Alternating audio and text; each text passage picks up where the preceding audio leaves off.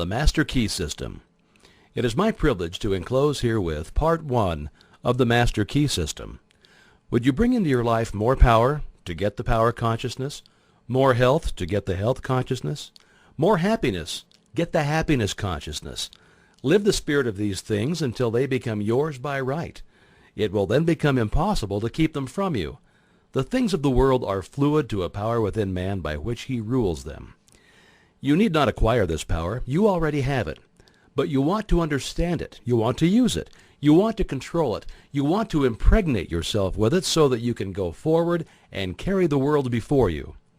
Day by day, as you go on, and as you gain momentum, as your inspiration deepens, as your plans crystallize, as you gain understanding, you'll come to realize that this world is no dead pile of stones and timber, but it is a living thing. It's made up of the beating hearts of humanity. It is a thing of life and beauty.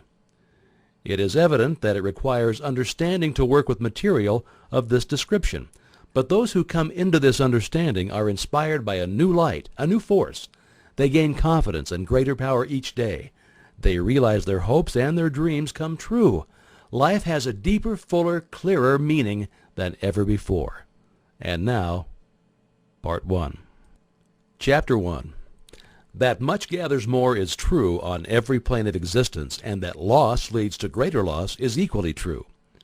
Mind is creative, and conditions, environment, and all experiences in life are the result of our habitual or predominant mental attitude. The attitude of mind necessarily depends upon what we think. Therefore, the secret of all power, all achievement, and all possession depends upon our method of thinking. This is true because we must be before we can do. And we can do only to the extent which we are, and what we are depends upon what we think. We cannot express powers that we do not possess. The only way by which we may secure possession of power is to become conscious of power, and we can never become conscious of power until we learn that all power is from within. There is a world within, a world of thought and feeling and power, of light and life and beauty, and although invisible, its forces are mighty. The world within is governed by mind. When we discover this world, we shall find the solution for every problem, the cause for every effect, and since the world within is subject to our control, all laws of power and possessions are also within our control. The world without is a reflection of the world within. What appears without is what has been found within. In the world within may be found infinite wisdom, infinite power, infinite supply of all that is necessary waiting for unfoldment, development, and expression. If we recognize these potentialities in the world within, they will take form in the world without. Harmony in the world within will be reflected in the world without by harmonious conditions, agreeable surroundings, the best of everything. It's the foundation of health and a necessary essential to all greatness, all power, all attainment, all achievement, and all success. Harmony in the world within means the ability to control our thoughts and to determine for ourselves how any experience is to affect us. Harmony in the world within results in optimism and affluence.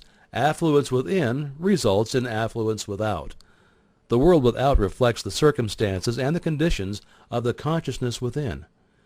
If we find wisdom in the world within, we shall have the understanding to discern the marvelous possibilities that are latent in the world within, and we shall be given the power to make these possibilities manifest in the world without. As we become conscious of the wisdom in the world within, we mentally take possession of this wisdom, and by taking mental possession, we come into actual possession of the power and wisdom necessary to bring into manifestation the essentials necessary for our most complete and harmonious development. The world within is the practical world in which the men and women of power generate courage, hope, enthusiasm, confidence, trust, and faith, by which they are given the fine intelligence to see the vision and the practical skill to make that vision real. Life is an unfoldment, not accretion. What comes to us in the world without is what we already possess in the world within. All possession is based on consciousness. All gain is the result of an accumulative consciousness. All loss is the result of a scattering consciousness. Mental efficiency is contingent upon harmony. Discord means confusion. Therefore, he who would acquire power must be in harmony with natural law. We are related to the world without by the objective mind. The brain is the organ of this mind, and the cerebrospinal system of nerves puts us in conscious communication with every part of the body.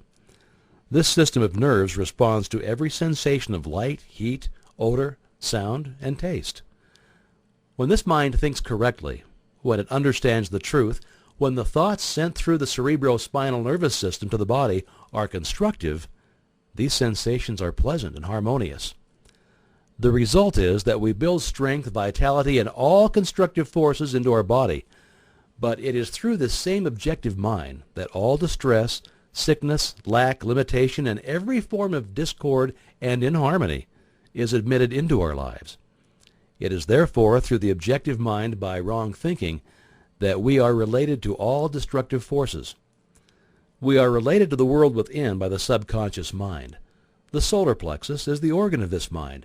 The sympathetic system of nerves presides over all subjective sensations, such as joy, fear, love, emotion, respiration, imagination, and all other subconscious phenomena.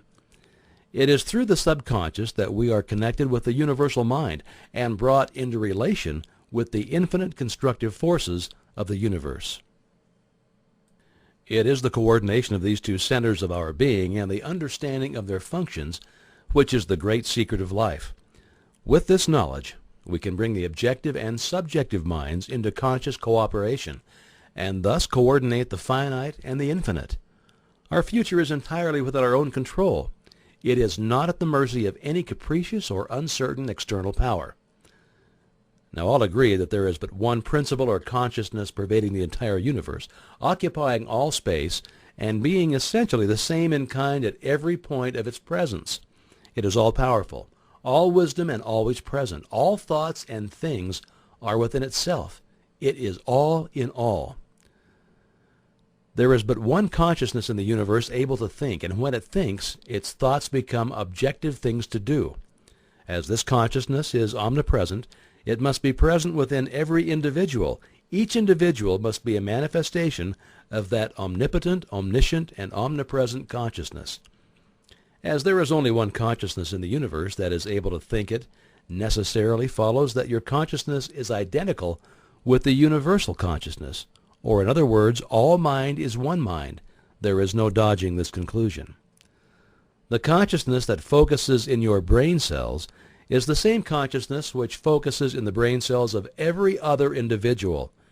Each individual is but the individualization of the universal, the cosmic mind. The universal mind is static or potential energy. It simply is. It can manifest only through the individual, and the individual can manifest only through the universal. They are one. The ability of the individual to think is his ability to act on the universal and bring it into manifestation. Human consciousness consists only in the ability of man to think. Mind in and of itself is believed to be a subtle form of static energy, from which arises the activities called thought, which is the dynamic phase of mind. Mind is static energy. Thought is dynamic energy, the two phases of the same thing. Thought is therefore the vibratory force formed by converting static mind into dynamic mind. As the sum of all attributes are contained in the universal mind, which is omnipotent, omniscient, and omnipresent, these attributes must be present at all times in their potential form in every individual. Therefore, when the individual thinks, the thought is compelled by its nature to embody itself in an objectivity or condition which will correspond with its origin. Every thought, therefore, is a cause and every condition an effect. For this reason, it is absolutely essential that you control your thoughts so as to bring forth only desirable conditions. All power is from within and is absolutely under your control. It comes through exact knowledge and by the voluntary exercises of exact principles. It should be plain that when you acquire a thorough understanding of this law and are able to control your thought processes, you can apply it to any condition. In other words, you will have come into conscious cooperation with omnipotent law, which is the fundamental basis of all things. The universal mind is the life principle of every atom which is in existence. Every atom is continually striving to manifest more life. All are intelligent, and all are seeking to carry out the purpose for which they were created. A majority of mankind lives in the world without. Few have found the world within, and yet it is the world within that makes the world without. It is therefore creative, and everything which you find in your world without has been created by you in the world within. This system will bring you into a realization of power which will be yours when you understand this relation between the world without and the world within. The world within is the cause, the world without the effect. To change the effect, you must change the cause. You will at once see that this is a radically new and different idea. Most men try to change effects by working with effects. They fail to see that this is simply changing one form of distress for another. To remove discord, we must remove the cause, and this cause can be found only in the world within. All growth is from within. This is evident in all nature. Every plant, every animal, every human is a living testimony to this great law, and the error of the ages is in looking for strength or power from without. The world within is the universal fountain of supply, and the world without is the outlet to the stream. Our ability to receive depends upon our recognition of this universal fountain, this infinite energy of which each individual is an outlet, and so is one with every other individual. Recognition is a mental process. Mental action is therefore the interaction of the individual upon the universal mind. And as the universal mind is the intelligence which pervades all space and animates all living things, this mental action and reaction is the law of causation. But the principle of causation does not obtain in the individual, but in the universal mind. It is not an objective faculty, but a subjective process, and the results are seen in an infinite variety of conditions and experiences. In order to express life, there must be mind. Nothing can exist without mind. Everything which does exist is some manifestation of this one basic substance from which and by which all things have been created and are continually being recreated. We live in a fathomless sea of plastic mind substance. This substance is ever alive and active. It is sensitive to the highest degree. It takes form according to the mental demand. Thought forms the mold or matrix from which the substance expresses. Remember that it is in the application alone that the value consists, and that a practical understanding of this law will substitute abundance for poverty, wisdom for ignorance, harmony for discord, and freedom for tyranny.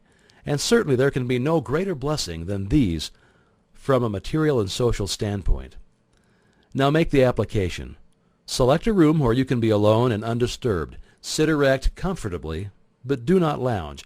Let your thoughts roam where they will, but be perfectly still for from 15 minutes to half an hour. Continue this for 3 days or 4 days, or for a week until you secure full control of your physical being. Many will find this extremely difficult. Others will conquer with ease. But it is absolutely essential to secure complete control of the body before you are ready to progress. Next week, you'll receive instructions for the next step. In the meantime, you must have mastered this one.